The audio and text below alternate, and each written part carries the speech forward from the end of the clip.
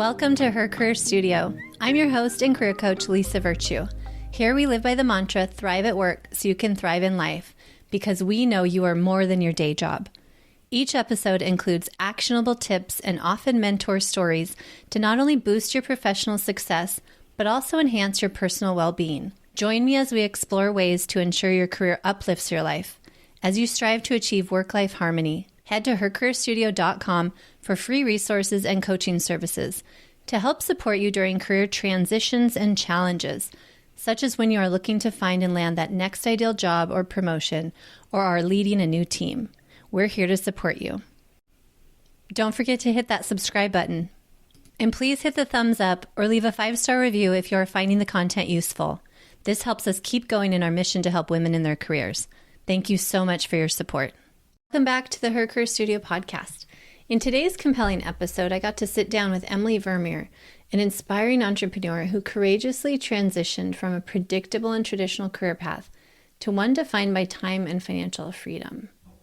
As we talked about her journey, we explored the pivotal moments and mindset shifts that led her to entrepreneurship. We also discussed the societal and familial pressures that Emily faced, the importance of setting and honoring personal boundaries, and the challenges of pursuing a career that aligns with one's true values and desires. I know many of you can relate to this, of what maybe your parents tried to get you to do for your career, or you felt like society was pushing you into, or even a teacher who inspired you, and so you went that route, but ultimately you found that it was not your path. Emily discusses how she navigated the limitations of the educational system to embrace alternative career paths. And this episode uncovers the critical aspects of discerning one's calling and finding fulfillment beyond societal expectations. Please head to Instagram at her.career.studio and let me know with a DM how you enjoyed this episode and if you have any questions about the topics. I would love to hear your thoughts.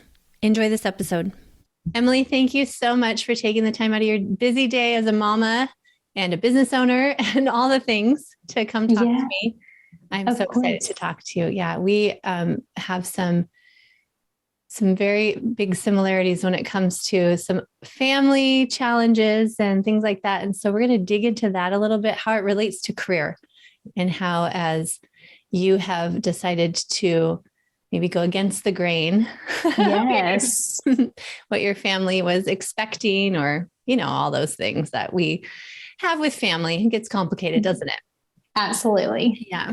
So let's start with talking about your career journey. I would love listeners to hear a little bit about you and all the way to why we're talking today. Yeah, absolutely. Well, thank you first and foremost for having me on. I'm just honored to be here and amongst your following, your audience and their ears today. I'm just so excited to share because it's so important for us to learn from other people. And I feel like it's humbling when you hear something that just sits with your heart, so people can know, hey, you're not alone. We all got crazy people around us, Right. We got to find our actual people. Yeah. So just to give a backstory, I grew up very traditional, and I was second generation college. My grandma did go to college. My parents got their associates, and it was very expected of me to go to school. I'm the baby of the family, and my brother paved his own way and was very rebellious. And I did not want the grief and the pity basically that was given to him. So I just started to go along with what other people that were my age were going with. And I just went for it. So I went to school, I went to college, I got a 4-year degree in recreational therapy, which no one still to this day, my father-in-law thinks that I am a massage therapist, and I am not. It's very different. Very different. And I did that. And immediately it was the next expectation to go and get my master's. And I was in Chicago at the time, and I was like, all right, let's get a master's. got myself into debt, right, to go to school. And not to say anything's wrong with that, but I got another piece of paper and my master's of nonprofit management and leadership. And not using either one of those degrees today. But so thankful for the experience and also just looking back to see, oh man, life is different.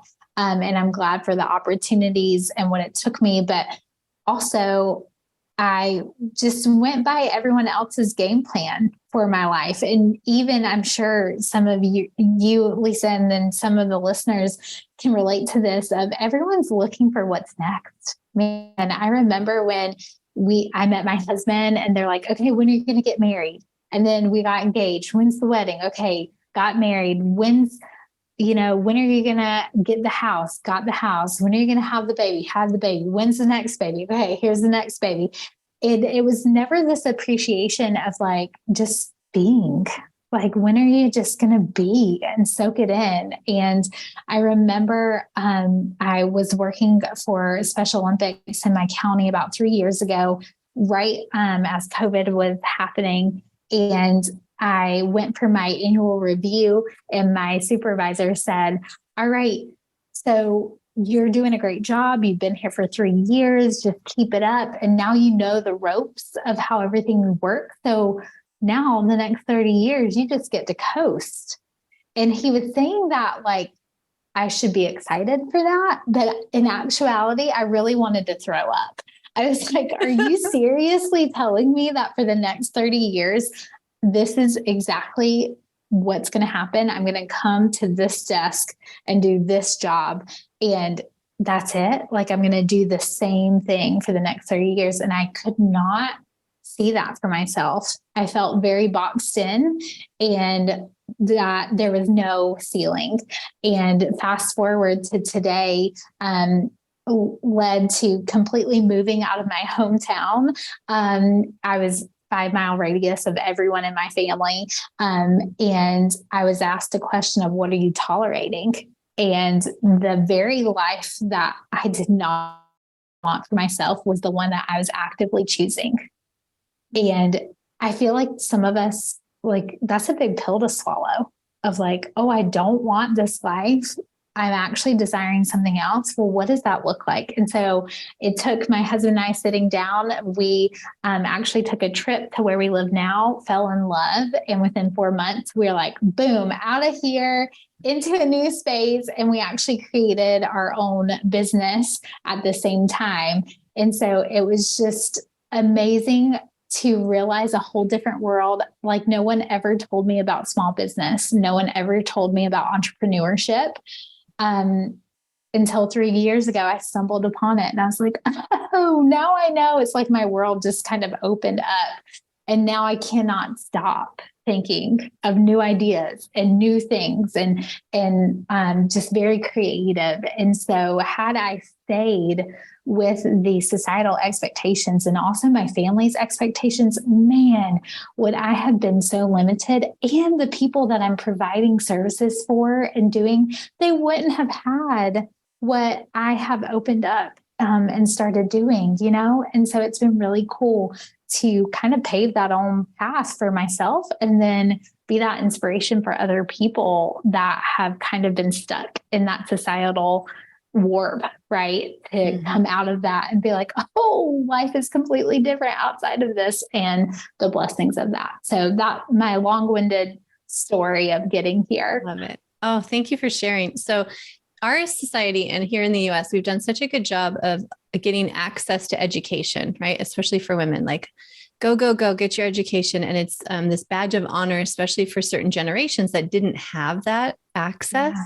I remember my grandma, who is no longer with us. She was biggest advocate, loved her so much. She owned her own business, but she would say things like, oh, you'll get your master's someday. And anytime I look at doing things like that, it's very appealing because I love to learn, but the ROI was just not there in my situation. Now, it definitely has a place for people. But over the years, I hired a lot of people with masters and PhDs that were making $15 to $20 an hour maximum at that time. And they were just struggling to figure out what to do with that degree. So we've done a really good job of access to education, but not helping people figure out what their it is, right? I know you call it like your it factor, or what jobs you can actually get. The education system just pumps people through. And then 10 years in, they're coming to people like you and me, like, oh my gosh, I don't want to do this forever, like you were saying. Yes. And again, some people might be listening and think, oh, that sounds like a dream. Emily, how did say like you're set? You don't have to have really a performance appraisal that matters again for 30 years. Like a lot of people, that is their dream, but it's not for everybody. Correct. Mm-hmm. Yeah. And I think just being able to discern that and being open, because like I said, I wasn't open to that. No one showed me this other side of, and I mean, no one's fault. My family probably didn't even realize that there was bones in me that were wanting that or would desire that. But it's being aware of it and then giving that discernment to yourself of like, oh, is there more? And if there is, being able to, what does that next step look like to go after that? Yeah. So for you, I'm curious, what were some of those signs and symptoms? What was happening? So you had this kind of spark moment, it sounds like, when you're in that performance appraisal and some of the words just hit a chord differently than you probably expected at the time, right? Yeah. After that, what were your symptoms or the signs of like, I have to make a change? What went on after? Yeah. So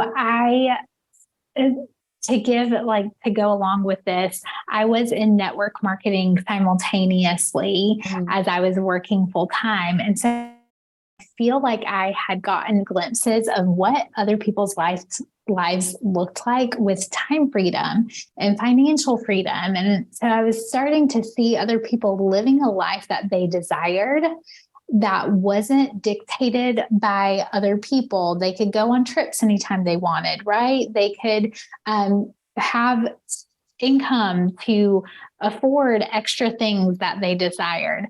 And to me, I love to take spontaneous trips. I love to just be sitting on the couch and then one moment be like, oh, you want to go to the beach? Let's go. Like just to be able to get up and go. And that holds value in me personally. Mm-hmm. And so I started to put these puzzle pieces together as I was hearing from my boss of like, just coast, and recognizing that feeling inside of me of being like, ooh, I don't want a life of predictability. It was also learning about myself, of knowing, oh, that doesn't sit well with me anymore. Even though every person in my family is living that life, every single one, not one person in my core family is an entrepreneur. My husband's family, they are, but they were retired. So I wasn't even seeing that. I didn't have anyone around me that was living this life of desire. So it required me to go outward. So I started following people on social media and I started to see, oh my gosh, there's this coaching thing and people are doing this. And so it started to open my eyes. And it sounds like when you hear people speak that it's these like quick things that happen, right? That overnight, they just quit their job and started this thing. But it was these small puzzle pieces that started falling into place for me to see that one, it was open to me. And two, I had access to it, that it was available to me and that I was worthy of it, that I didn't have to go take a test. I didn't have to apply for a special grant. I didn't have to have requirements in order to do this. I just needed to believe in myself enough and have something to offer. Mm-hmm. And so I just started taking those small steps. And then I hired a coach that helped me curate that. And it's kind of a crazy story. I started working with her as her assistant, and that opened the doors to more opportunities to get in this realm and realize that I was coaching people the whole time. And so it's really cool to see when you have this in you the whole time, but actually going for it, making something out of it. Oh, I can totally relate, Emily. Like for me during the pandemic, I quit my job and it was a surprise to many, but what they didn't see was that internal mindset that was going on for years working with coaches for years, knowing I wasn't going to stay in that industry for years. And it finally, everything came to a head. And I was also in Portland, Oregon, and Black Lives Matters was literally on our doorstep. So I was seeing all these people advocating for themselves. Life is so short and we're in the middle of the pandemic. So it was like this beautiful concoction of all these things, but the work had been going on for years for me personally. Yeah. And so when I quit, people are like, what are you going to do? Like, I'm finally going to be my own boss 100% of the time. Because I also had been an entrepreneur along the way, similar to you. Like I had seen glimpses of it, had just never taken that leap. So yeah, you're right. It takes work to really figure that out. And some people might be thinking maybe entrepreneurship is for me. I have that with my clients a lot when they're in that place of, I know this is not what I want. And they're trying to get that clarity. They're trying to figure out exactly what you're saying. What is it for me individually, right? My unique situation, my makeup, my values, which everyone is different. And when you do that hard work, entrepreneurship might be something for you, or you might be like, oh my gosh, that stability is actually my number one value. Like it sounds like a lot of your family members probably have that they're drawn to, right? And my husband is a little more like that. Like there's more stability there and he feels like he's contributing, and it's, he would love to quit his job. Don't get me wrong. if he knew he doesn't have such a high risk tolerance, right? Yes. So he'd be okay. I'm like, let's go. It'll be fine. Same. Yeah. And I'm very different that way. So it's not for everyone, but what you're saying does apply to everyone. Like make sure you're really checking in. And when it comes to societal pressures, family pressures, I would love to, let's dig into that a little bit more. Let's talk about So, let's do it. Yeah. I know you're willing to share, so I'm going to take advantage of that. Yes. Because people do need to hear, right? It's okay to set boundaries and to have your own life. And that can be really tough. So let's talk about your family. And you were close to them. You were doing, you said kind of the check boxes of what they were expecting to. And you moved. So how did that all go down? Yeah, girl. So I am from the South. I live in North Carolina. I grew up in a small town. Everybody knew everybody. And I am part of a pretty influential family in our small town. Everyone knows our last name. And my grandparents did a great job of setting up that foundation of community within our family, within our church, within the area, right? And when I met my husband lived in Chicago at the time. So I fell in love. Girl's gonna go. So I moved to Chicago. I was written off of everything. My name was no longer in wills. It was no longer oh my gosh. Completely off of things. And this had happened to another family member who had done something similar. And I was like, this is not happening. I am still your daughter, your granddaughter, your brother, your sister, you know what I'm saying? And so I made sure that I continued to be who I am. I called them every week. I still came to visit. They came up to visit me. I am a catalyst of getting my family on planes for the first time. Oh, wow. And I'm like, oh, you guys are seeing the world. This is so great. Right. And it's just being able to being okay with being that first kind of like pioneer, right? Of life for some people. And also recognizing that my family, my granddad, he's 90 some years old. He grew up a completely different time than I did. And so leaving was heartbreaking for his family. And also he grew up in wars. So you never knew if they were coming back. And so being able to see the perspective, for me to be able to see the love behind it instead of the not greatness beyond it, because they have their opinions, but I also have mine. And then when I decided to quit my job, and move the same time. So we came back to North Carolina and had our kids. And then we felt led to move. It was very toxic. And I'm a big proponent of you get to choose who you surround yourself by. And I am not going to place myself in places where it's toxic. It's not going to serve me. So I'm not going to be in that. And that's where we were, literally 5 mile radius of all my family, where people would just walk in our house, not even knock. They would just come in and we're like, okay, this has got to end. So I left my job and moved, within the same conversation. So I had that conversation with my family of like, hey, I quit my job. I'm starting a business and we're moving 3 hours from you. And it was a very tough conversation to have, but necessary.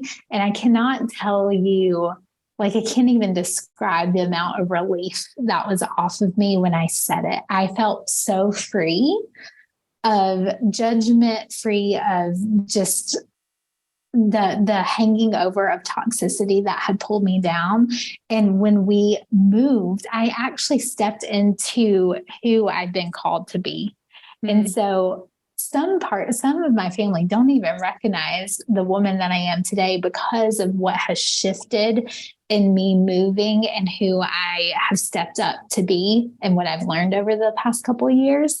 And it's been really different because now when I go back home, my family kind of expects me to be the old old version of myself. They think that I will sit there and condone negative conversations. I will be the first to check them, be like, we are not saying that. And if you want to believe that, cool, but I'm going to leave the room. Right. Mm-hmm. And so just letting people know that this is who I am now. But also, like you said, setting boundaries has been so huge for me. And it's a learning game. It's not one that you're going to be excellent at right away. And you get to decipher that as you go. Like for me, we have now learned after 3 years of going and visiting family and them coming to visit us, 3 days, perfect. They come in, and then they get to go. Yep. After that third day. And same for us, we're about a 2-day max when we go visit them. It's enough of travel. And then I also am creative when it comes to setting boundaries. Mm-hmm. When we hear boundaries, I'm sure, Lisa, you feel this way or felt this way at some point. Like people think of them kind of harshly, right? Mm-hmm. Like we have to cut people out or we have to say no more. But there's a way to set gentle and creative boundaries. And when I started doing that, it frees up so much of your headspace and your mental capacity to make you not feel like a bad person for setting the boundaries. Like for instance, of knowing 2 days is probably our max with our family and visiting them, but also scheduling things in there to make it not, because my family is very sedentary. So if we go visit them, it's literally, they just want to sit down and just hang out. They don't play games. They don't do anything. But if I creatively say, well, we're going to go visit friends at a park from this hour to this hour, then we're going to come home and we'll have lunch all together for 1 hour. Right. And then we're going to go do this and then we'll be back for dinner. So then we're honoring their time spending with us and us spending with them, but we're also not draining ourselves. Mm-hmm. At the same time. And another way that I love to set boundaries with friends or with maybe people that you don't necessarily want to give your whole time to is setting like coffee dates or lunch dates of like just a specific amount of time. I do this with some of my family members to make sure that it's a good exchange, that I'm not spending too much time, I'm not getting drained, and vice versa. Because I love to help people. So if someone tells me that they have a problem, I will immediately go into coaching and be like, we can do this and this and this and this. And then I'm like, oh my gosh, I just spent 3 hours for free for someone, you know what I mean? Yeah. Like all the things. So to set boundaries for ourselves too. Yep. Yes. Just being creative with that and learning yourself in that. Yeah. I like what you said about setting the time frame, because that's something I learned. Usually we're so good about like, oh, let's meet at this time. But what we don't often do regularly is say the end time.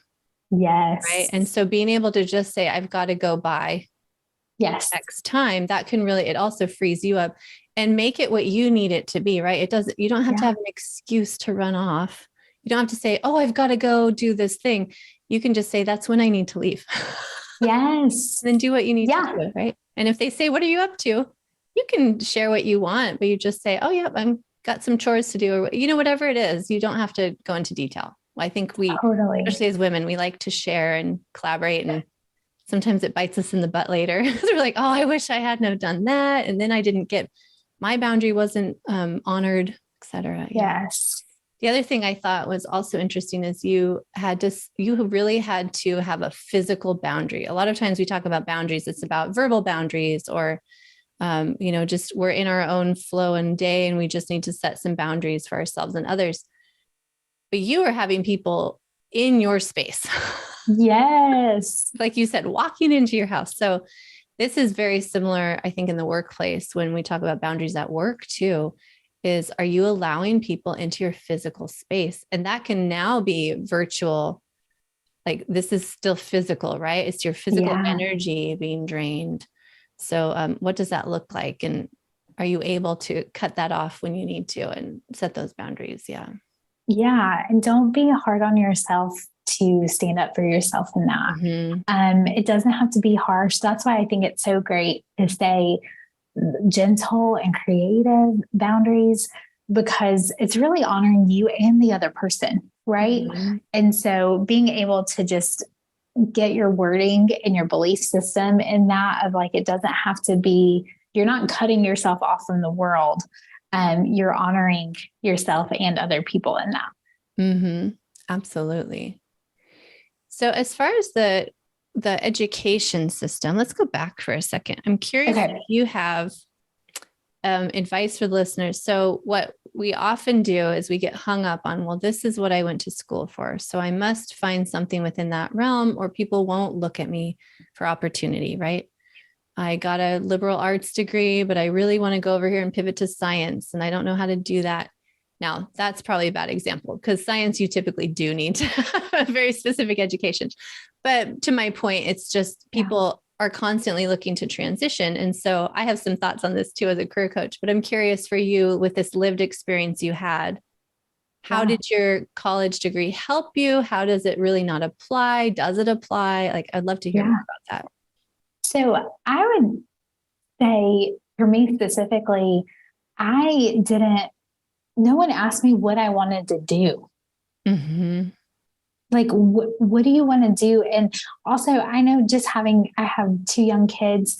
I feel like we limit our children by what's available to them of career opportunities. And I mean, you can look at it in just play sets of like what they can wear as costumes of, okay, we got doctor, we got firefighter, we got policeman, we got princess. Like, what array are we teaching? My son wants to be an archaeologist, and I don't know where he got that from and where that interest came from. But I think it's so important for us to nurture and ask ourselves, what do you really want? Mm-hmm. What do you really want to do? No one asked me that. And honestly, maybe in college, I wouldn't have known what to respond with. I don't know. And we put this pressure on, figure out what you want to do, figure out what you're capable of, and not really nurturing our gifts and what we're gifted with, and really letting people know. And that, I do feel like that could be something that we could do a better job of, like in high school, and nurturing and letting the kids know, hey, you really excel at this. I was blinded and thought that talents were only in the athletic and the musical division, and I can't do either. I'm not very athletic, and I don't have musical bone in my body. But now, being on this other end, I know that I'm super gifted in encouraging other people. I know I'm super gifted in connecting people. But if I had someone like mentoring me at that young age to seek that out and guide me kind of that way into roles that I could plug into, I feel like that would have been more helpful. I kind of pigeonholed myself in college to one thing that stuck. And actually, I wanted to be an occupational therapist, and the school I went to dropped the major. Oh, no. So I was paying all this money to go to this specific private school because it was a 5-year degree. And before it became a master's, and they changed it my freshman year. So I was stuck at this school, not knowing what I wanted to do. And they're like, oh, just go be a psychology degree. And I was like, I took one class. I was like, absolutely not. I cannot do this. And it didn't line up with like, okay, what's going to happen next after this? Like, you know, yeah. So then I pigeonholed myself of like, what's the next thing that I can do with what I have with my credits, right? To make it make sense. And I found recreational therapy, which I did love. And I feel like it did serve me in the time that I was a part of, and it did give me great event planning skills. So I use that now in what I do. But besides that, I kind of feel like it's this, well, for me personally, it was kind of like a game of like trying to piece it all together. And now I'm currently not using any of my degrees. And another thing with my recreational therapy, you have to be licensed and certified. And so that was something that was a big choice for me to stop and no longer be certified, because you can't operate in that with that title without it. So that's another big thing of like, wow, all these needs that are required. It's kind of like what, some of it just feels like a disservice in that aspect of a limitation per se. Yeah. You know, I volunteer at our local high school when I can, and it fascinates me, even when there are mentors like me and some others from the community that can come in and help even one-on-one sometimes with kids. And there's career counselors that, you know, want the world for all the students. I still see how limited it is in the materials they have, the information they have. And it's a quantity game, right? At high school level and college. And so there's still a push. How many kids are going to college from your high school? How many are going out to secondary education? And so because we're measuring success by those metrics, I do believe we're doing a huge disservice. There's so many capable people that go and get degrees. And then if they had gone backwards in time, like instead, maybe they'd be doing a trade, which we need, right? It's things like that. It's like trade school, more people in trade school, more women in trade school. I will yell that from the rooftops, because it can be a really good career. It can pay well, and we need it as a society. And that's all that. I don't know if you're familiar with the term ikigai from Japan, like finding what your values are, what your gifts are, and what the world needs from you. And then what does your community, what can they pay you to do? Right. It's this, it's a Venn diagram of all of that. And if we were able to help expose kids just to the concept, like we are not going to figure it all out when you're young, you have to go through life too, and like figure it out. But if they just knew that's kind of what they're doing, is like, oh, those are my skills. Those are my gifts. That's what and then there's what I actually like to do, because just because we're good at something also doesn't mean we're going to go do it or want to do it. Doesn't fill our bucket. So yeah, the human mind and value system is so complex that when we're trying to bucket it all into this very linear educational system, I agree, it can be a big disservice. And also I see a lot of times people, when they are finally feeling like they're coming into their own and they're really knowing that what they're doing now is not what they want and they want to go a different path, so much of it's transferable. And it's just how you talk about it and how you brand yourself, really, that can get you those opportunities. But people need to know in your network and even in your family what you want to do, right? You've got to have other people that understand it. So you have to be able to say it first yourself. Then other people will also advocate for you and understand. But I don't think your grandpa's ever going to be, he's lost cause at this point. He's stuck in his ways, which is totally fine. You're a massage therapist forever. Yeah. Yep. Yeah. I love it. Well, do you have any other resources or takeaways you would like to share with the audience before we wrap up today? Yeah. So this is a perfect time to share. I developed a glow guide, is what I call it, and it helps women specifically discover and amplify what their light is. And so I was given the acronym of GLOW, which is Go Light Our World, and put together a course. But this glow guide is a great avenue, and it steps you through each one of the letters of what it means to go, what it means to discover and amplify your light, what the power of community is around you, of and then the impact that we have on the world when we actually step into that. So I do have that as a resource for people that are listening in to download and discover or amplify their light, whichever avenue that they're on. That's beautiful. That ties very nicely with Ikigai and all these concepts around finding your purpose, really, right? Love it. We'll have that in the show notes. And then how else can people get a hold of you, Emily? Yeah, so you can find me on Instagram or Facebook. On Instagram, I'm Emily_Vermeer, and on Facebook, it's just Emily Vermeer. And I also run a women's ministry called Fueled by Faith. So you can find us on our website, fueledbyfaith.org.